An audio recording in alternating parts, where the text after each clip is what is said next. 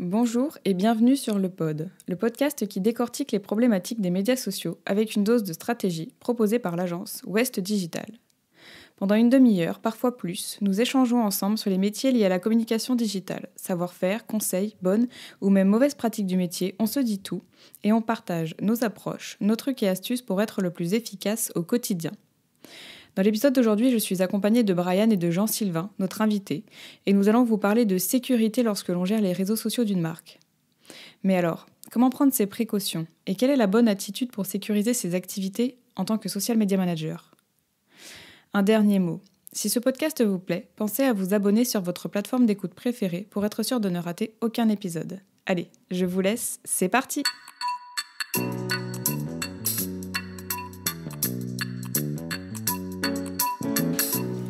Bonjour et bienvenue dans ce 21e épisode du pod. Aujourd'hui, nous allons parler de sécurité lorsque l'on gère les réseaux sociaux d'une marque, que l'on soit chez l'annonceur, en agence ou en freelance. Pour aborder ce sujet, je suis avec Brian. Bonjour Brian. Bonjour Gwen. Mais également avec notre invité du jour, Jean-Sylvain, qui connaît très bien ce sujet puisque c'est le cœur de son métier, la cybersécurité et la gestion des risques. Je vais donc te laisser te présenter. Jean-Sylvain, c'est à toi. Bonjour, alors donc je suis Jean-Sylvain Chavannes, je travaille en tant que responsable de la sécurité des systèmes d'information au CHU de Brest et auparavant j'ai travaillé pendant un peu plus de 6 ans à l'ANSSI, qui est donc l'Agence nationale de sécurité des systèmes d'information et qui est l'autorité nationale en matière de cybersécurité pour les services de l'État et certaines entreprises. Très bien, merci à toi. Alors, rapidement, pourquoi est-ce que nous avons choisi d'aborder ce sujet aujourd'hui ? Donc, nous avons choisi ce sujet car, bien qu'il soit un peu anxiogène pour beaucoup ou difficile à appréhender pour d'autres, il n'en reste pas moins important. Les réseaux sociaux sont une excellente source d'information, une façon d'être en contact avec sa communauté et de communiquer pour une marque. Mais si nous ne sommes pas prudents, des incidents peuvent vite arriver, n'est-ce pas ? Tout à fait.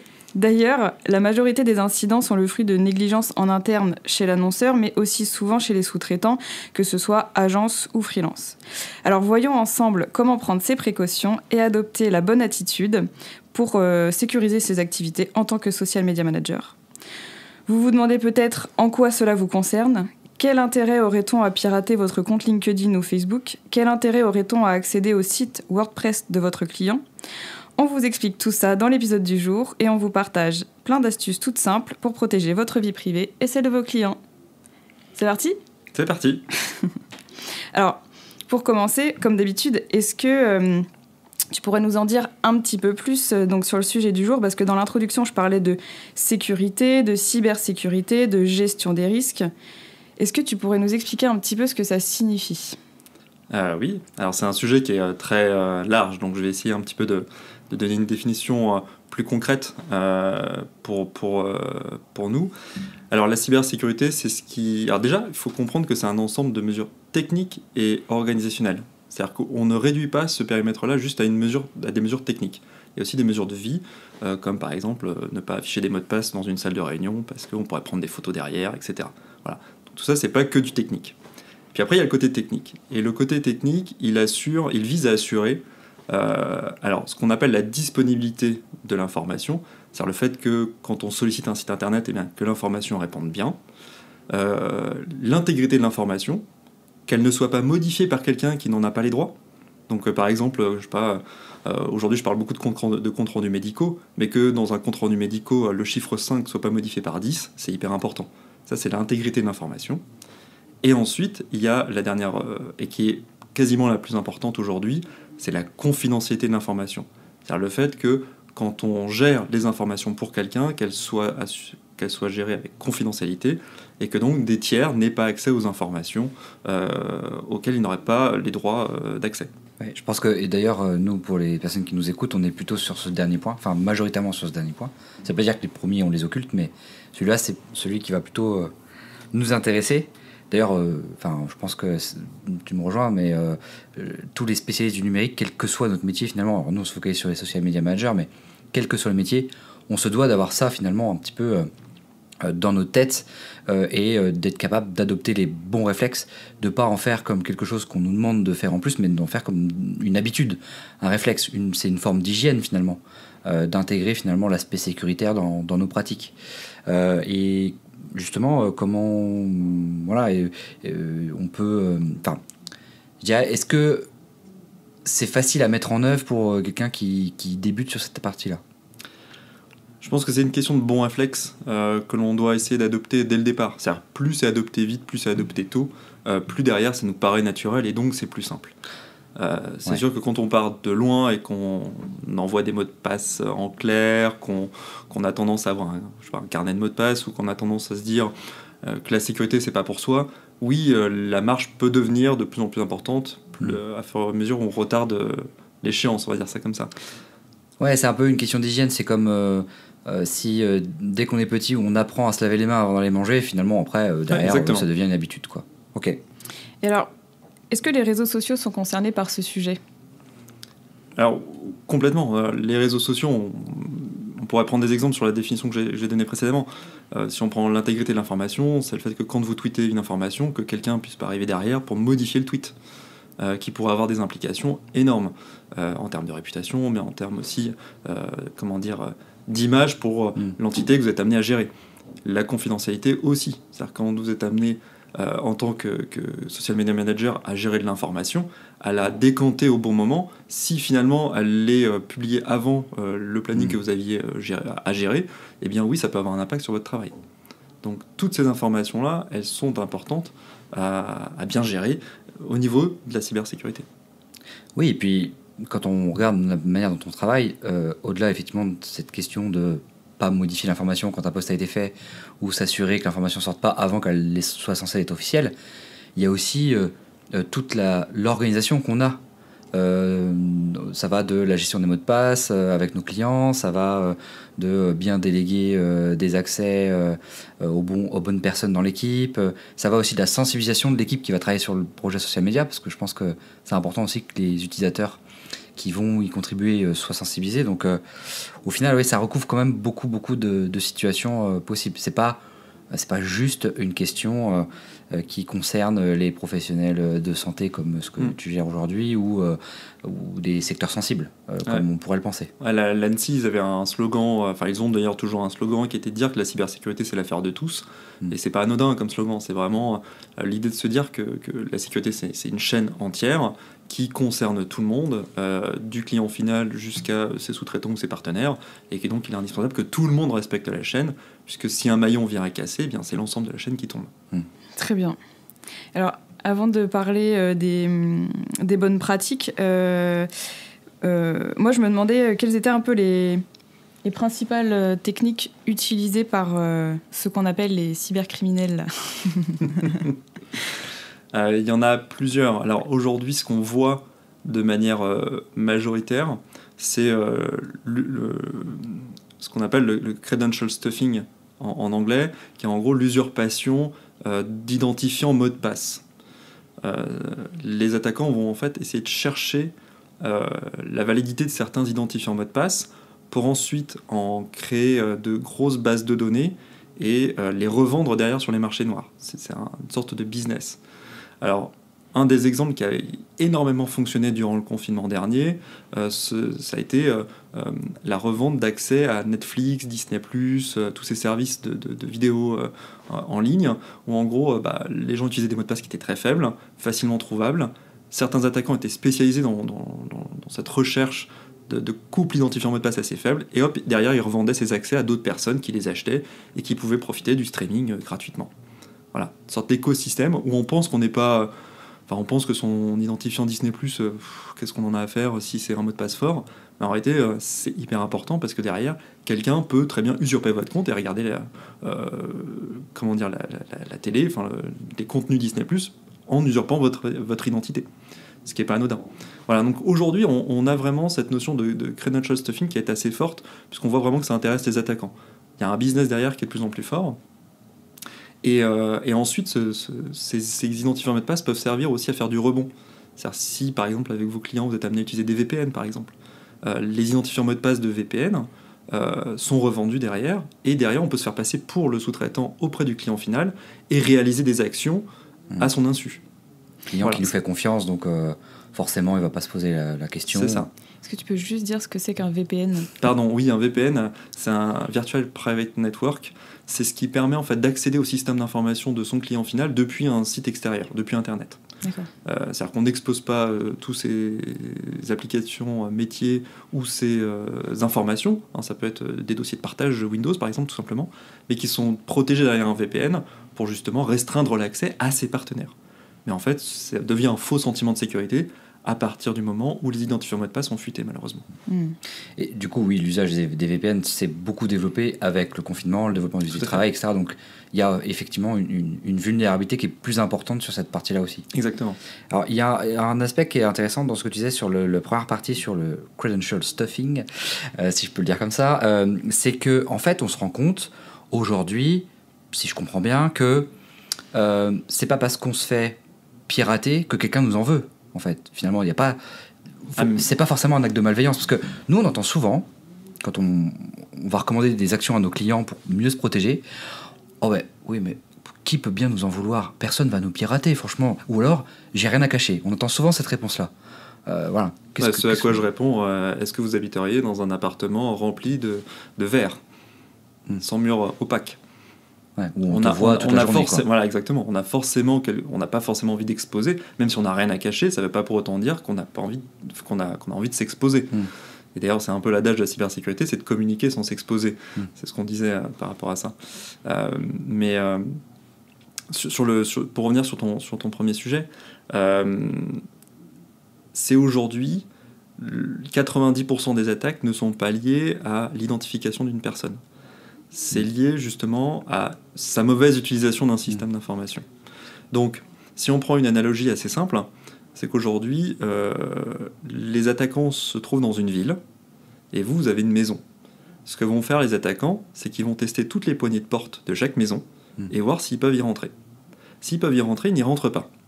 Ils vont concaténer ces informations en disant « on peut rentrer dans cette maison, on vous revend l'accès à un autre groupe d'attaquants qui va en faire ce qu'il veut ».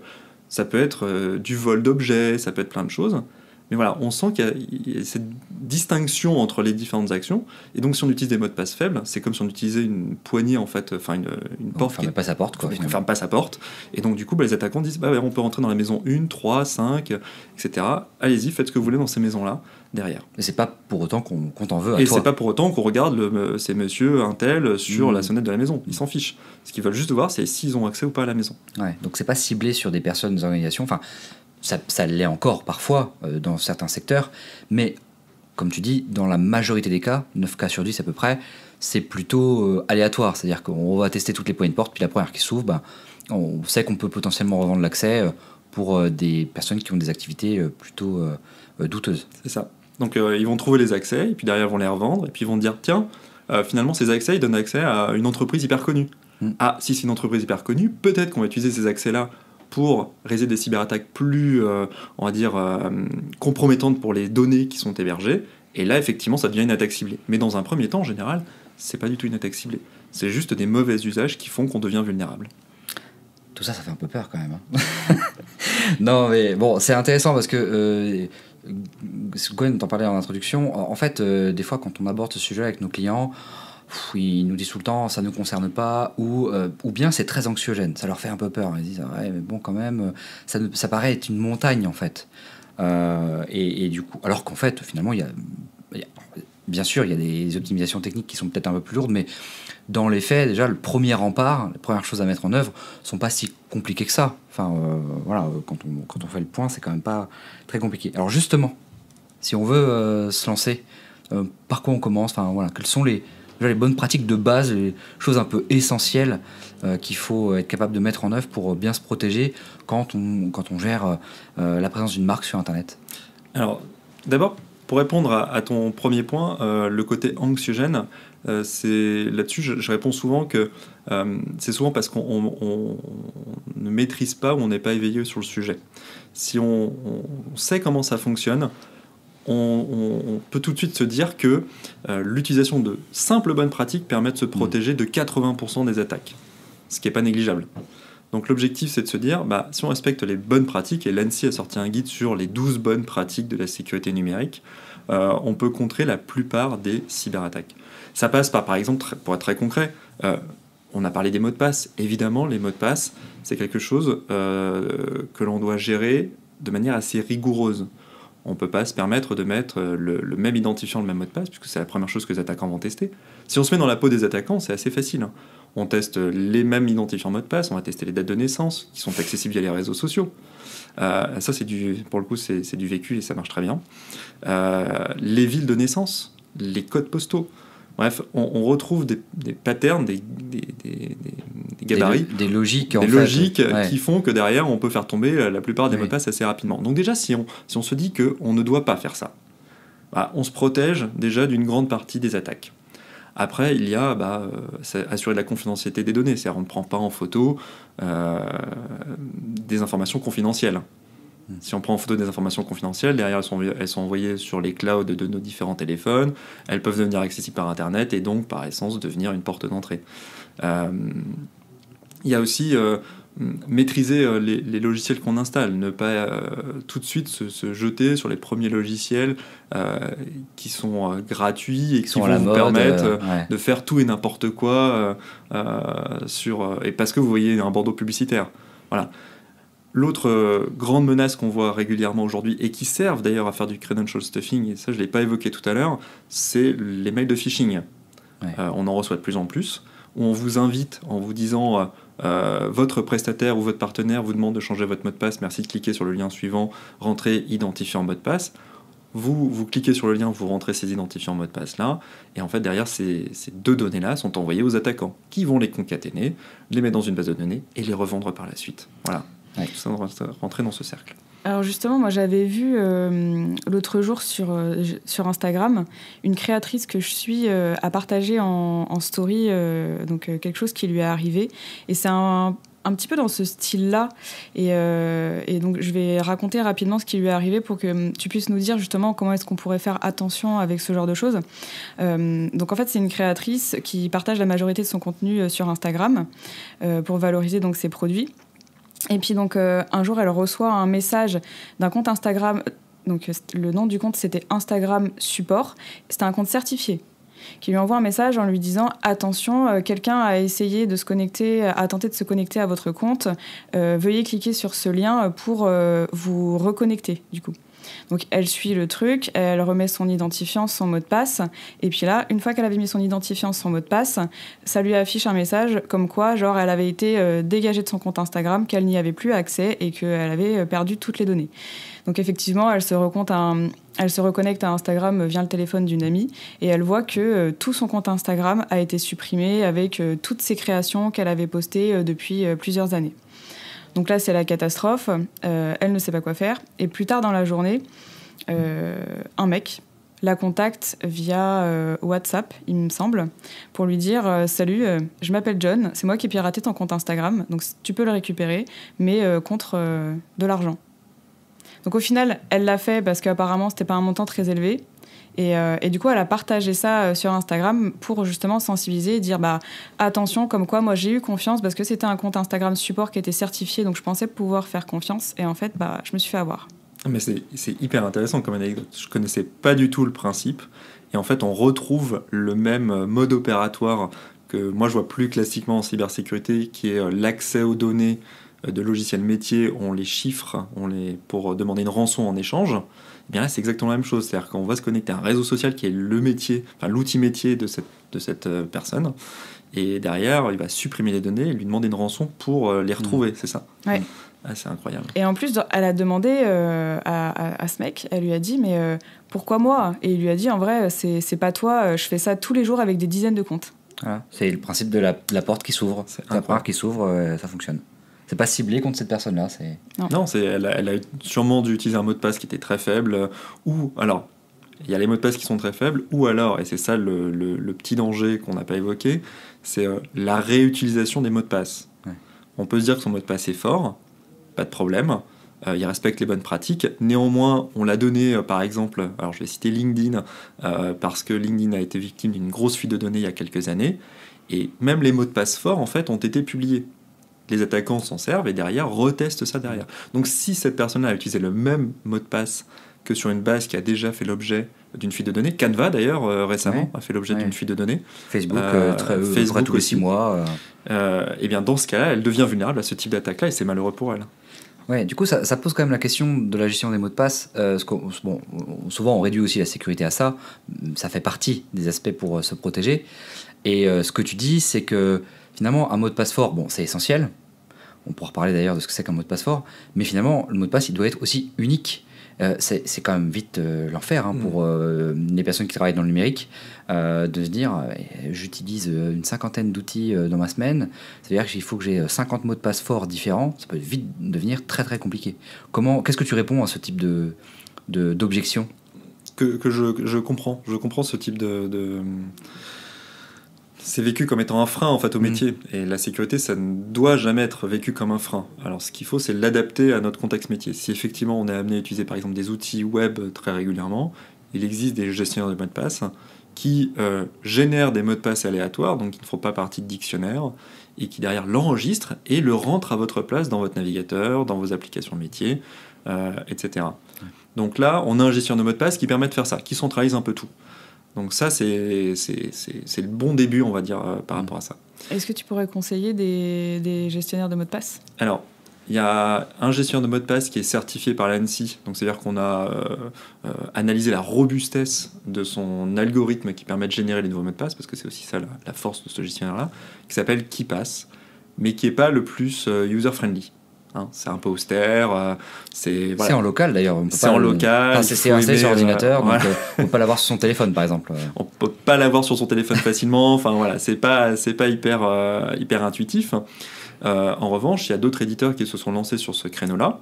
D'ailleurs, on voit même que les antivirus se lancent sur ces créneaux-là. Il y a un Français qui est Dashlane. Que moi j'utilise d'ailleurs pour information, qu'on utilise aussi à l'agence. Voilà. Donc qui permet de stocker ses mots de passe sur son téléphone, sur ses ordinateurs, etc. Donc c'est très utile, très simple, qu'on peut partager même des mots de passe. Ces mots de passe, rassure-moi, ils sont chiffrés, enfin ils sont pas en clair. Ils sont stockés, oui, bien sûr, ils sont stockés de manière chiffrée sur leur base, et même eux n'ont pas accès à nos mots de passe. C'est pas possible. Donc voilà, ça c'est une première chose. Et pour tous ceux qui vont dire, du coup, on met tous les œufs dans le même panier, moi je réponds que c'est mieux d'avoir cela en termes de risque, de gestion du risque, que d'avoir le même mot de passe sur l'ensemble des services. On réduit le risque de manière drastique. Donc il y a ça, et pour les applications les plus critiques, on le voit dans le système bancaire par exemple, mais je vois que Facebook commence à s'y mettre, je pense que les autres réseaux vont suivre, puisque derrière il commence à y avoir de l'argent qui est géré, de par les Facebook Ads, etc. Ça va être la double authentification. C'est-à-dire de se dire, le mot de passe ne suffit plus pour prouver votre identité. Dans ce cas-là, il faut une authentification qui est dite forte. Alors, une authentification forte, c'est 3 facteurs. Enfin, c'est un mélange de 3 facteurs. C'est ce que je sais, le mot de passe, ce que je suis, c'est en général le biométrique, le visage avec les téléphones, ou alors ce que je possède. Et ça peut être le téléphone en tant que tel. C'est pour ça que des fois on vous envoie un token via texto ou via d'autres applications comme Google Authenticator, Microsoft Authenticator. Il y en a d'autres qui existent sur le marché pour faire justement ces tokens un peu aléatoires. Ce qui fait que quelqu'un qui est à l'autre bout du monde ne peut pas se connecter à votre Facebook Ads s'il n'a pas ce téléphone-là à côté de lui. D'ailleurs, on a le cas justement par rapport à Facebook, puisque en fait depuis cet été, si on gère un business manager où il y a du coup des moyens de paiement qui sont enregistrés, ce qui est notre cas à l'agence, on gère des dizaines de comptes publicitaires pour nos clients, avec leurs moyens de paiement d'ailleurs, Facebook maintenant interdit l'accès au business manager à un compte si ce compte n'a pas activé la double authentification. Ce qui est plutôt rassurant en soi, puisque finalement le mot de passe ne suffit plus. Alors bien sûr, on a chacun et chacune des mots de passe uniques et robustes pour Facebook, mais du coup on a une deuxième couche où on va nous demander de nous authentifier pour bien préciser que c'est bien nous qui cherchons à se connecter au business manager, ce qui est plutôt rassurant pour nous, puis même vis-à-vis de nos clients, mais ce qui n'est pas sans poser de problème, parce qu'en fait on s'est rendu compte là d'ailleurs récemment pour un client qui ne pouvait plus accéder à son business manager parce qu'il n'avait pas activé la double authentification et parce qu'il ne pouvait pas le faire. Parce qu'en fait, cette cliente en question n'avait pas de téléphone professionnel. Et donc, ça soulève quand même d'autres questions d'organisation. Alors, bien sûr, comme tu dis, maintenant, il y a des apps aussi qui permettent de générer des codes aléatoires au-delà du SMS, mais c'est vrai que ça crée quand même des freins dans la relation qu'on peut avoir quand on gère les réseaux sociaux d'une marque. Après, ces freins-là, ils sont corrélés aussi au risque qu'il y a derrière, et le risque de piratage de ces comptes-là, il est devenu tellement grand que du coup, ils sont obligés de réagir en mettant en place de nouvelles mesures. L'histoire du texto, c'est malheureux, mais normalement, l'éditeur est censé vous proposer, soit on vous envoie par mail le code, soit par texto, enfin par SMS, pardon, soit alors par des liens magiques aussi. Il y a aussi ce nouveau type d'authentification qui fait qu'on va se passer du mot de passe. Alors le lien magique, c'est par exemple quand vous cherchez, il y a des services web maintenant, où quand on cherche à s'authentifier, on ne remplit plus login mot de passe, on remplit l'adresse mail. Une fois qu'on a rempli l'adresse mail, il va nous envoyer un magic link par mail. On clique dessus, on est directement authentifié dans la plateforme. Ok. Bon, alors, il faut quand même que la boîte mail soit bien sécurisée. Il faut quand même que la boîte mail soit bien sécurisée. On fait un petit peu déplacer le problème, mais en termes d'utilisation et de sécurité, eh bien, on contre l'attaque du credential stuffing via ces liens-là. Ouais. Donc déjà, ça c'est énorme. Et rien que pour les plateformes web aussi, c'est énorme, c'est credential stuffing, parce que du coup, ils ont plein de connexions qui viennent tester des logins mot de passe pour lequel ils disent ça marche pas. Et pour eux, c'est du trafic réseau aussi à gérer. Enfin voilà, c'est pas anodin en termes de coûts derrière. Donc ils contrent cette attaque-là, et en plus de ça, ils permettent d'avoir une sorte de côté intuitif quand on se connecte. C'est-à-dire qu'on n'a plus à chercher son téléphone, son app, son machin. Non, c'est un simple lien qui est envoyé par mail. Alors bon, ça soulève quand même la question de sécuriser sa boîte mail. Est-ce qu'on peut juste dire en 2 mots un bon mot de passe, c'est quoi? Parce que bon, on entend plein de choses. Concrètement, si tu dois recommander à quelqu'un d'utiliser un mot de passe, d'en faire un unique et robuste, qu'est-ce qu'on peut dire à cette personne? La première chose, c'est que le mot de passe ne doit pas être contenu dans un dictionnaire. Ça, c'est la première chose. Tu as un dictionnaire multilingue. C'est-à-dire qu'un mot anglais ne sera pas un bon mot de passe. Un des mots de passe, d'ailleurs, que j'avais beaucoup aimé dans les top 10 des mots de passe les plus fuités aux États-Unis, c'était Let Me In, ce que je trouvais pas mal quand même en matière de gestion de mots de passe. Donc il ne doit pas être dans un dictionnaire. Il ne doit pas être prédictible. Prédictible, ça veut dire quoi? Ça veut dire le code postal de la ville où vous habitez, le nom de la ville plus le code postal. Voilà. Ou le nom de tes enfants et leur date de naissance. Voilà, c'est ce que font tous nos clients. Exactement. Voilà, on est d'accord là-dessus, c'est pas idéal. Pas que tes clients, je te rassure. Ouais. Donc il ne doit pas être prédictible. Bon, ça va quasiment de soi. Et après, il doit respecter une certaine typologie, on va dire ça comme ça. Alors certains vont dire qu'il faut qu'il soit avec des caractères majuscules, minuscules, des chiffres, des caractères diacritiques, etc. Moi j'ai plutôt tendance à dire que ça devient complexifier la chose inutilement. Aujourd'hui, un bon mot de passe sera plutôt un mot de passe qui va être long. Donc ça peut être par exemple plusieurs mots que l'on va séparer avec un caractère diacritique comme les 2 points ou comme un point-virgule. Et donc on n'est pas obligé d'avoir forcément une majuscule ou une minuscule, mais il faut qu'il soit long. La longueur va plutôt attester de la robustesse par rapport à sa complexité. Voilà. Ce qui le rend peut-être plus facilement mémorisable s'il est long, c'est une phrase qu'on ne retrouve. Enfin, une phrase par définition, on ne l'a pas dans le dictionnaire. C'est un ensemble de mots. Donc du coup, ça le rend un peu plus complexe. C'est ça. Donc vraiment, l'idéal, ce serait de se dire, on a un gestionnaire de mots de passe qui génère des mots de passe. Donc moi, par exemple, je ne connais pas mes mots de passe. Je les connais pas. Je ne peux pas les connaître parce qu'ils sont gérés par un gestionnaire. Et que le mot de passe maître qui permet d'accéder à ces mots de passe-là est un mot de passe long, par définition, qui, du coup, assure la sécurité. Parce que toute la sécurité de mes mots de passe, en fait, réside dans le mot de passe maître qui me permet d'accéder à cela. Et alors, malgré du coup le fait d'avoir un gestionnaire de mots de passe, des mots de passe bien choisis, etc., est-ce que du coup, quand on choisit un mot de passe aussi compliqué soit-il, on est tranquille pour toute la vie? Alors non, c'est-à-dire que c'est un peu le côté dommage, et on voit que les éditeurs d'ailleurs commencent à réagir par rapport à cela, c'est que ce qu'on disait tout à l'heure par rapport à un site qui va être victime d'une fuite de données, où sa base d'identification va fuiter, donc le couple login mot de passe, les attaquants vont s'en servir. C'est-à-dire que les mots de passe hyper complexes, ils vont quand même les concaténer dans des bases de tests. Derrière, ils vont essayer d'accéder à Netflix, Disney+, etc. Donc là, l'idée, c'est de se dire, il faut qu'on suive un petit peu l'actualité. C'est-à-dire de se dire, s'il y a une fuite de données sur Canva, oui, on utilise Canva, donc tout de suite, le premier réflexe, c'est de changer le mot de passe Canva. Là, vous allez dire, waouh, comment est-ce qu'on suit l'actualité? C'est pas toujours facile, et puis c'est pas notre métier, donc comment on le fait? Eh bien, on voit que les éditeurs commencent à justement faire ce travail-là. Alors, les éditeurs de solutions de gestion de mots de passe, j'entends, comme par exemple Dashlane, mais d'autres, 1Password, etc., vont vous informer que vous avez un compte Canva et que celui-ci a pu faire l'objet d'une compromission, donc changez-le. Et là, vous êtes notifié par votre gestion de mot de passe. Il fait ce travail-là pour vous. Ce qui est quand même un soulagement, on va dire, intellectuel assez fort, de se dire qu'il y a ça qui est mis en œuvre. Ça ne veut pas dire qu'on réduit le risque à 100%, mais on le réduit à 98%. Oui, c'est clair. On a eu le cas en début d'année là, pour Facebook. Parce qu'il y a la moitié, je crois que c'était la moitié des comptes français qui ont fait l'objet d'une fuite, et puis après, derrière, ils ont vu, mais Instagram aussi, au final. Oui. Donc oui, c'est pas anodin comme type de recommandation, et le fait de se dire on arrive le lundi matin et on a l'alerte, bah oui, on le change, ça nous prend 45 secondes, peut-être 1 minute, et derrière c'est bon, on a réduit le risque. Par contre, si on repousse, eh bien forcément ça veut dire qu'on laisse du temps aux attaquants pour faire cette attaque-là. On procrastine, on verra ça plus tard, on a la flemme de changer de mot de passe, et du coup jusqu'au jour où ça arrive. Ok.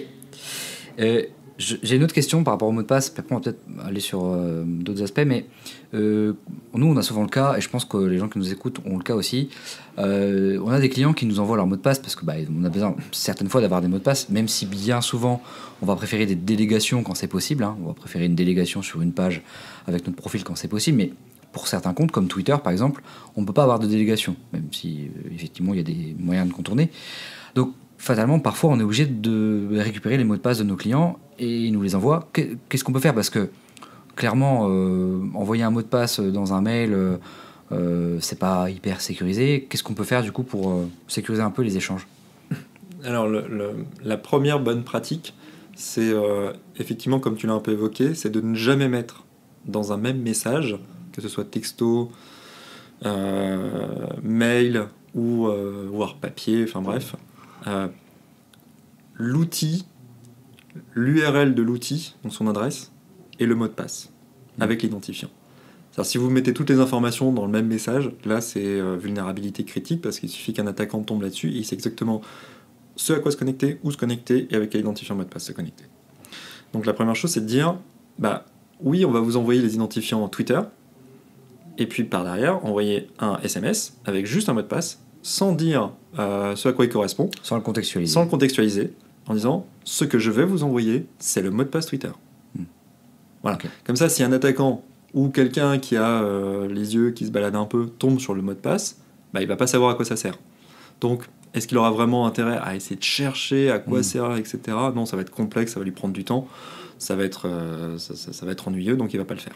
Ouais, ce qui est intéressant dans ce que tu dis, c'est qu'on a vraiment la notion de réduire le risque. C'est-à-dire qu'il n'y a pas de risque zéro, mais l'idée, c'est vraiment de le réduire au maximum et de d'essouffler la personne qui essaie d'ouvrir notre maison, quoi. Ça marche pas, bon, il va passer à une autre qui, elle, sera probablement ouverte. Et c'est exactement le principe de la gestion du risque en se disant, il faut que le gain espéré par l'attaquant soit inférieur à l'énergie qu'il va dépenser pour l'attaque.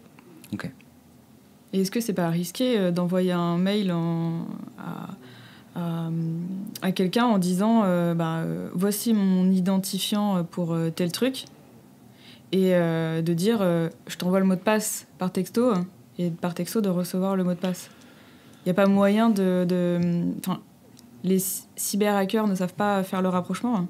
Non, en fait, ils n'ont pas intérêt à le faire. Ça leur prend du temps. Donc, ce qui dit prendre du temps coûte de l'argent. Et ils sont vraiment dans une logique de rentabilité. Je demande ça parce que maintenant, de plus en plus, sur les plateformes, notamment de réseaux sociaux, on nous demande aussi nos numéros de téléphone partout.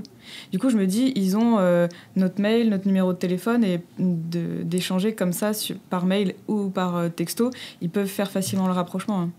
C'est certain. Après, attaquer le réseau GSM est pas du tout, on va dire, aussi accessible et aussi trivial que attaquer Internet avec toutes les portes d'entrée qu'on connaît. Donc, ça va leur coûter plus cher, ce sera pas facile. Eux, ils cherchent la simplicité. Okay. Ils cherchent vraiment, vous utilisez le même login, mot de passe, voilà, ça c'est la simplicité.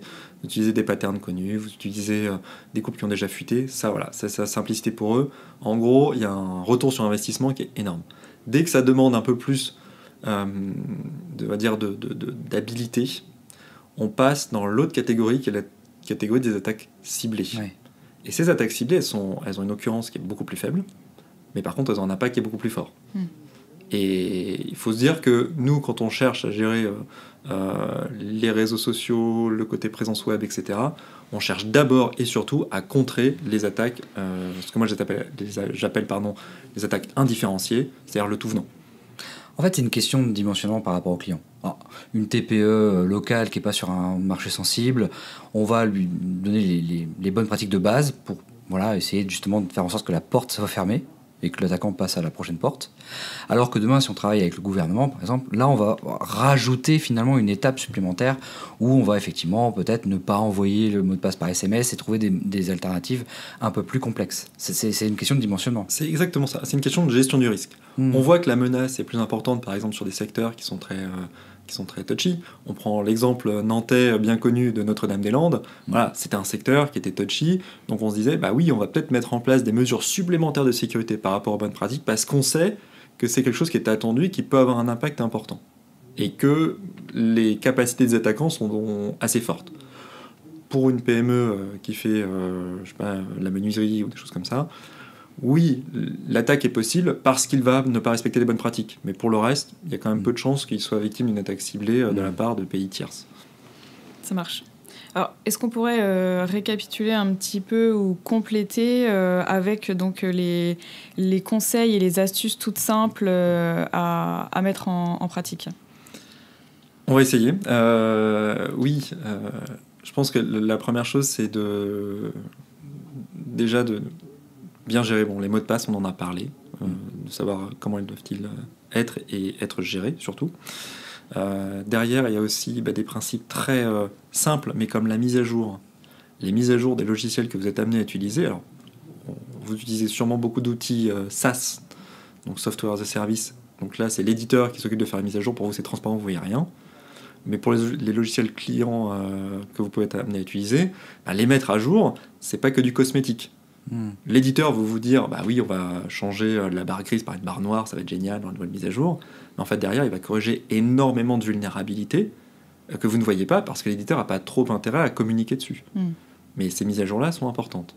Donc il y a les mises à jour, il y a attention aux données qu'on est amené à échanger, tout simplement. Et puis, je pense que déjà, si on respecte ça, on se protège d'une bonne partie des cyberattaques qu'on peut voir aujourd'hui sur arriver. Et alors, à l'inverse, les erreurs à ne pas commettre, les fausses bonnes idées, quoi. Alors, les fausses bonnes idées... Alors là, je parle encore une fois de ce que je connais, je ne sais pas si ça s'applique vraiment à votre contexte, mais j'ai vu par exemple des posts où on disait oui, il y a un antivirus. Ok, super, il y a un antivirus, donc tout va bien. Sauf qu'en fait, l'antivirus n'était pas mis à jour depuis plus de 5 ans. Donc là, il y a le faux sentiment de sécurité. On se dit, c'est bon, on a un équipement de sécurité, on est safe. Mais en fait, derrière, pas du tout, puisqu'il n'y a pas de base, ils n'ont pas payé la licence, donc il n'y avait plus de mise à jour. Et en fait, les virus qui étaient sortis depuis 5 ans, ils étaient vulnérables. Voilà, des choses comme ça. Donc ça, c'est vraiment les choses à ne pas faire. L'erreur, en l'occurrence, c'est peut-être aussi de ne pas vérifier. Et l'erreur était clairement de ne pas vérifier, puis surtout de se dire, non, on n'a pas le budget pour renouveler la licence, on va dire, on l'a acheté telle année, c'est bon, ça va marcher, quoi. Donc, non. Est-ce que le fait de tout mélanger, le pro, le perso, ça peut être aussi une erreur C'est un vrai sujet touchy. L'ANSSI s'est prononcé en disant c'est à prohiber, c'est vraiment à interdire, parce qu'il y a trop il pourrait y avoir un trop grand risque de porosité entre des logiciels qu'on pourrait être amenés pour notre utilisation perso. Je pense à parfois des jeux vidéo piratés, par exemple, même si c'est pas bien. Et derrière, en fait, ces jeux-là peuvent introduire des virus, des vulnérabilités, etc., qui vont derrière avoir un impact sur le travail, sur les données qui vont être exfiltrées, ça va être des données pro et non plus des données perso, etc. Donc là, on voit qu'il y a une vraie porosité qui peut avoir lieu à partir du moment où on utilise le même ordinateur, par exemple, pour du pro et du perso. C'est-à-dire, si on demande l'ordinateur, si les enfants demandent l'ordinateur des parents, qui est l'ordinateur pro pour installer des jeux, etc., là, on commence à arriver sur des domaines qui commence à devenir avec un risque un peu trop élevé. Voilà. Donc il faut vraiment cloisonner les usages. La meilleure pratique, c'est de cloisonner les usages, tout à fait. Pareil pour les téléphones, on ne rentrera pas dans les détails, mais il peut y avoir des attaques sur les téléphones portables, liées par exemple à des téléchargements d'applications. Vous êtes dans un salon professionnel, vous scannez le QR code à l'entrée qui vous dit télécharger telle application pour avoir les informations sur les stands, etc. Vous êtes avec votre téléphone perso, hop, vous installez l'application, qui est en fait une application vérolée, et derrière, c'est toutes vos données perso qui disparaissent. Voilà. Donc, il y a cette porosité-là qui est dangereuse, et donc on augmente la surface d'attaque, donc on augmente le risque par essence. Donc, une bonne pratique, c'est de cloisonner, d'avoir un téléphone pro, un téléphone perso. Son ordinateur pro, on s'en sert que pour le pro. Et, c'est ça. Avec une notion aussi qu'on oublie, c'est que aujourd'hui, avec les smartphones, on a quasiment plus de données sur notre téléphone que sur notre PC de travail. Et aujourd'hui, on met moins de mesures de sécurité sur ces téléphones-là que sur nos outils de travail. Donc forcément, à un moment, les attaquants vont se déplacer vers le truc le plus simple. Oui. Donc c'est pour ça que je dis attention, et si c'est pas possible, ce qui peut arriver, eh bien, c'est peut-être de limiter l'accès aux données sur son téléphone au strict nécessaire. C'est pas le OK ou pas OK, c'est vraiment OK. Et dans ce cas-là, on dit on limite juste au dossier nécessaire en voyage, mais c'est tout, quoi. Et alors, une autre très bonne pratique aussi, parce que du coup tu parles de smartphone, c'est, je pense que c'est de plus en plus rare maintenant les gens qui n'ont pas ça, mais d'avoir un mot de passe pour déverrouiller son téléphone. Oui, alors un mot de passe pour déverrouiller son téléphone qui est différent de 0000. Ou 1, 2, 3, 4. Ou la date de naissance de son fils. Ou la date de naissance de son fils. Alors oui, c'est sûr. Après... Le risque, il est, à partir du moment où on vous vole le téléphone, on peut accéder aux données. Oui, c'est ennuyeux. Maintenant, c'est pas non plus un risque qui est hyper présent. C'est vrai que c'est une bonne pratique, mais derrière, ça va juste vous protéger si quelqu'un vole votre téléphone, qu'on n'ait pas accès à vos données. Ce qui est hyper important. L'autre bonne pratique que moi je vois au quotidien, et peut-être que ça s'applique à vous, c'est le transport de données sur clé USB. On se dit, par exemple, je vais partir avec ma presse sur une clé USB parce que je sais que là-bas, il y a un poste où je vais pouvoir diffuser ma présentation, mon dossier, etc. Et donc, les gens ont tendance à se dire, si j'ai pas accès à tous mes dossiers, dans le doute, je mets tout sur la clé USB. Ouais, et je perds la clé USB. Je perds la clé USB. Et là, sur la clé USB, il peut y avoir des documents de présentation, donc qui sont semi-publics, on va dire, mais il peut y avoir aussi des documents plus confidentiels, comme par exemple des accès, déjà vu, mais aussi des données vraiment plus confidentielles. Moi, je vais parler de données de santé, par exemple, parce que c'est mon domaine, mais une donnée de santé sur une clé USB qui est perdue, c'est dramatique. Mais alors, comment tu fais ? Comment tu fais alors ? Alors, dans ce cas-là, ce qu'on fait, c'est que j'ai mis à disposition un système qui permet de créer des mini coffres-forts dans les clés USB. C'est-à-dire qu'on peut stocker la donnée qui n'est pas confidentielle sur la clé USB comme si de rien n'était, et puis on met un petit coffre-fort avec un mot de passe, où on peut stocker des données qui sont confidentielles, elles. Donc, si on a besoin d'y accéder, on peut le faire le jour J lors de la présentation, mais si on n'en a pas besoin, on n'ouvre pas le coffre-fort et ça reste protégé. Comme ça, si quelqu'un tombe sur la clé USB, il va obtenir les données non confidentielles, et il va voir qu'il y a un coffre-fort, mais il n'a pas le mot de passe. Il ne va pas perdre son temps à essayer de craquer le mot de passe, il va effacer la clé USB et puis c'est terminé. Et c'est facile à faire, ça ? Et c'est assez facile à faire, il y a des petits outils gratuits, il y a Z qui permet de le faire. On peut également le faire dans une moindre mesure avec les logiciels comme WinRAR, WinZip, etc., qui permettent de faire des petits fichiers zippés avec un mot de passe. Ça peut faire office de mini coffre-fort. C'est une solution qui n'est pas très chère et qui permet déjà de se dire que si quelqu'un tombe sur la clé, il n'aura pas accès aux données.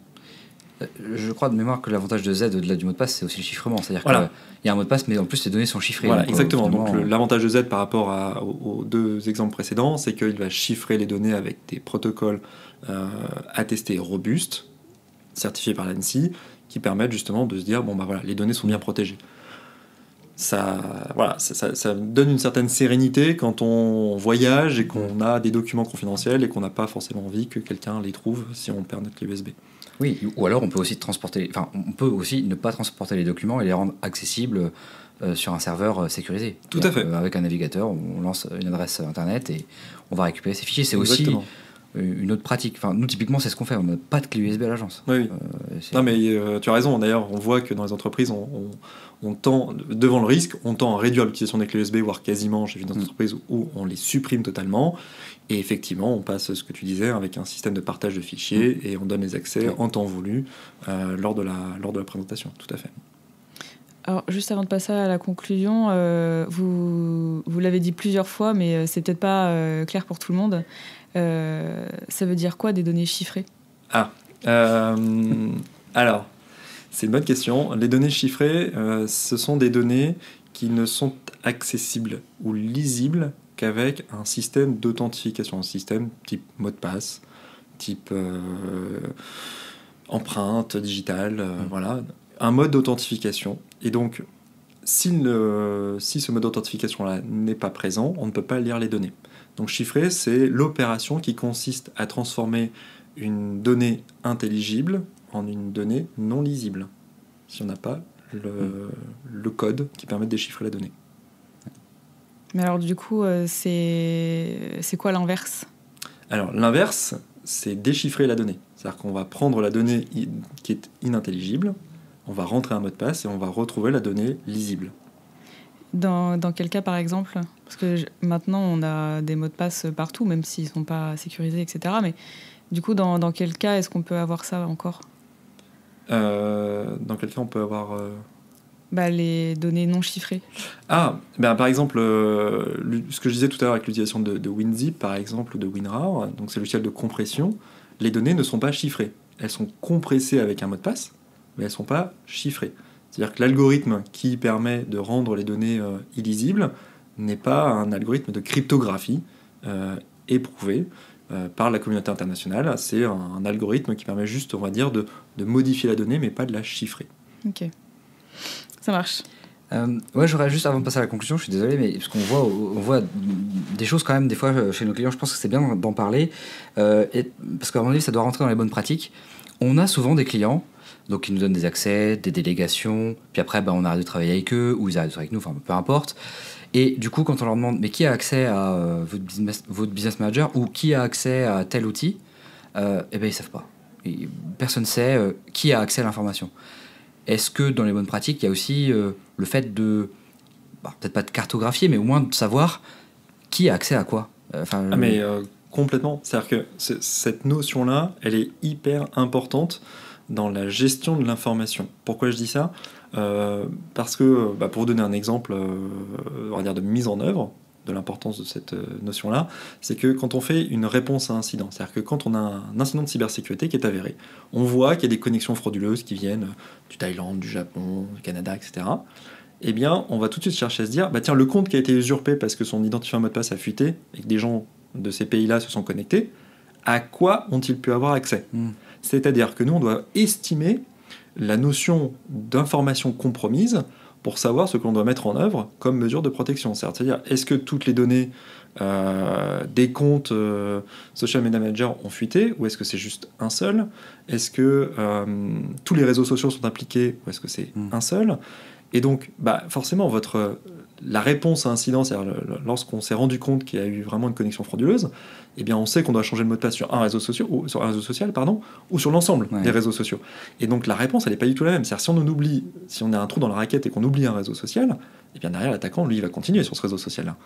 Donc, avoir une notion de qui a accès à l'information et quels sont les droits associés, c'est hyper important dans cette gouvernance, si on peut parler de gouvernance, de la sécurité numérique des entreprises. Ok.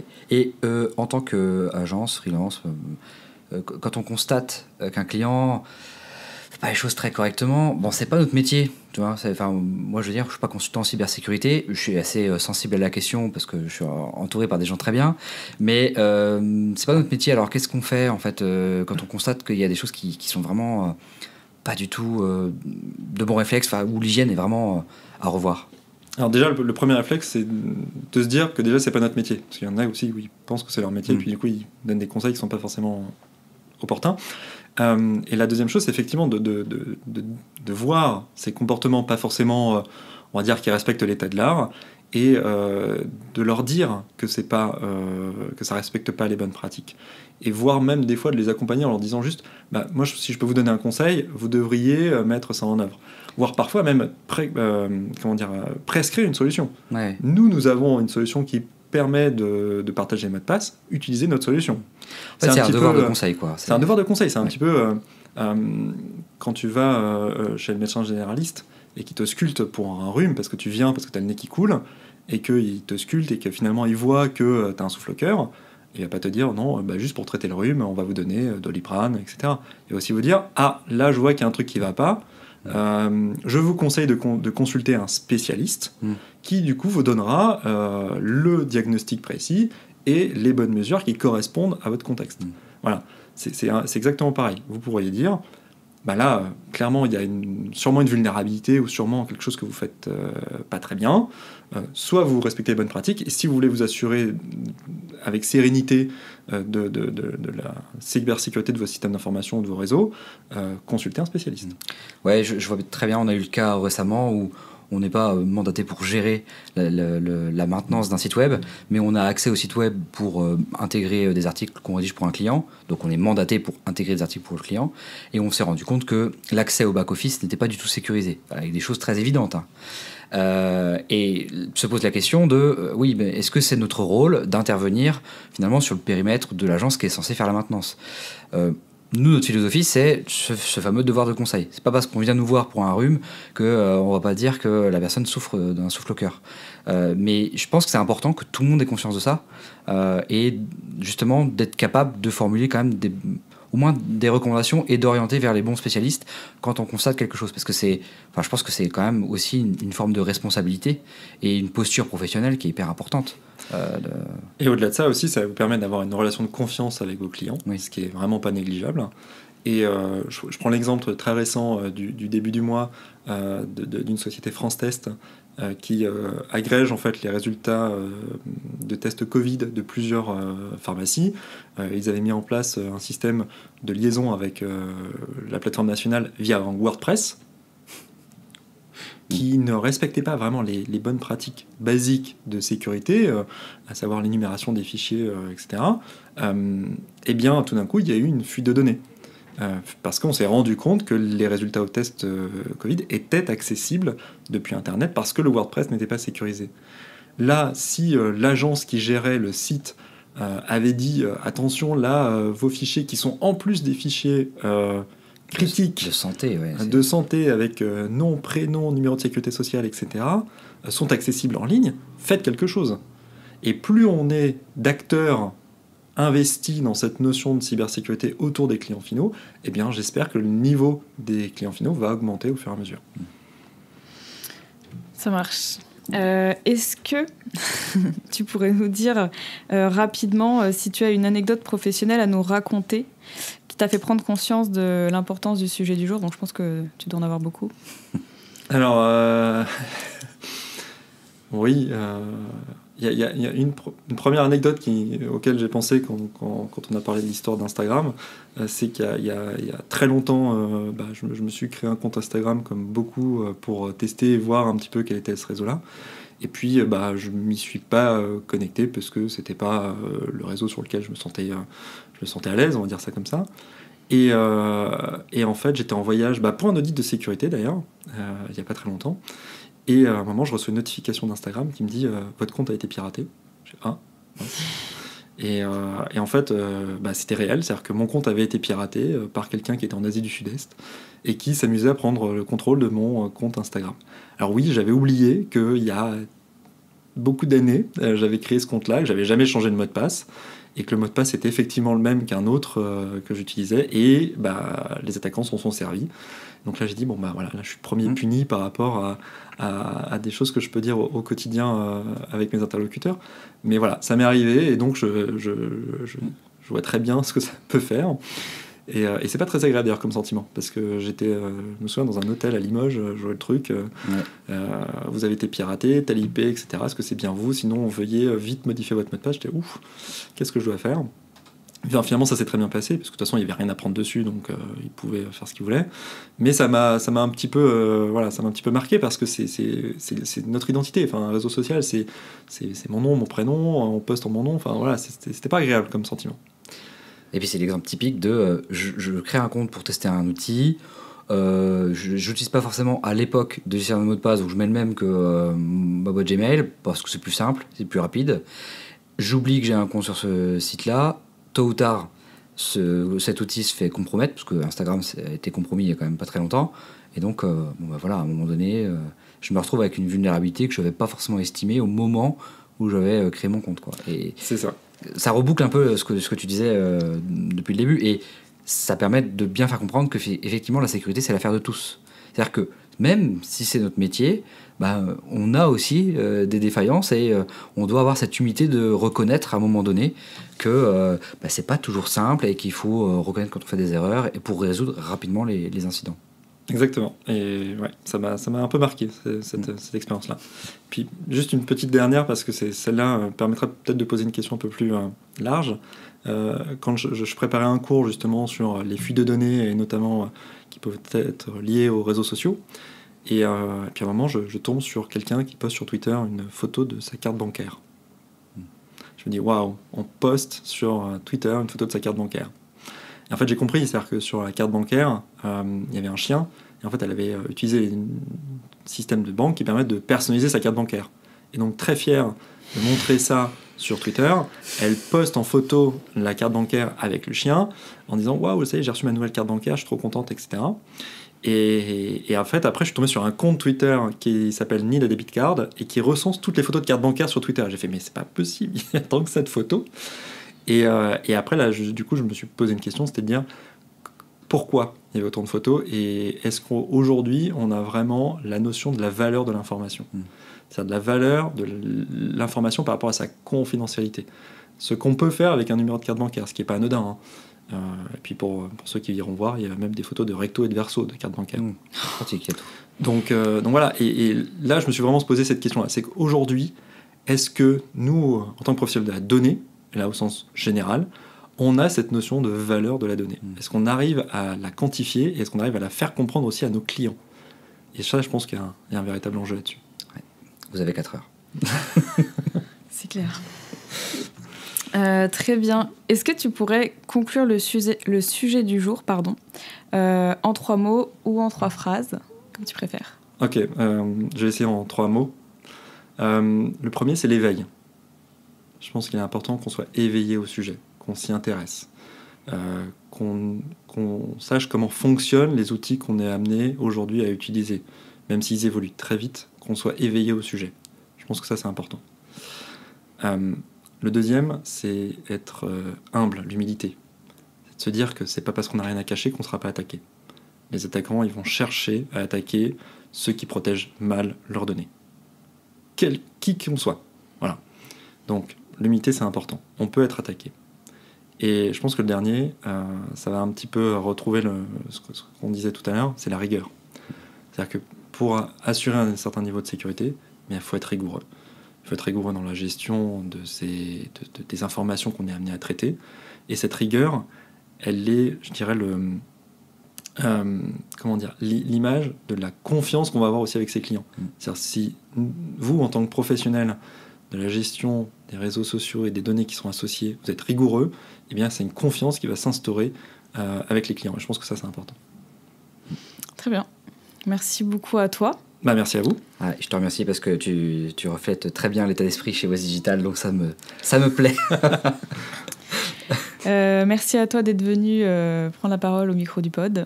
C'était un plaisir. Pour nous parler de tout ça. Et puis peut-être qu'on aura le plaisir de te recevoir à nouveau. Ou alors d'aller à Brest. Avec plaisir. Je vais conclure du coup cet épisode. Je vous dis au revoir à tous les deux. Au revoir Gwen. Au revoir. Au revoir à tout le monde et puis à bientôt pour un prochain épisode du pod.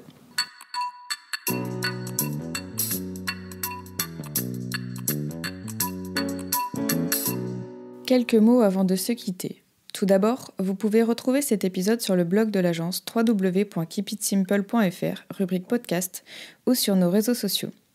Ensuite, n'hésitez pas à nous faire vos retours sur le pod en nous écrivant à l'adresse podcast@west.digital. Nous serions ravis de savoir ce que vous aimez, ce que nous pourrions améliorer, les thématiques qui vous intéressent ou les invités que vous voudriez entendre. Merci beaucoup pour cet échange. Je vous dis à très bientôt pour un nouvel épisode du pod.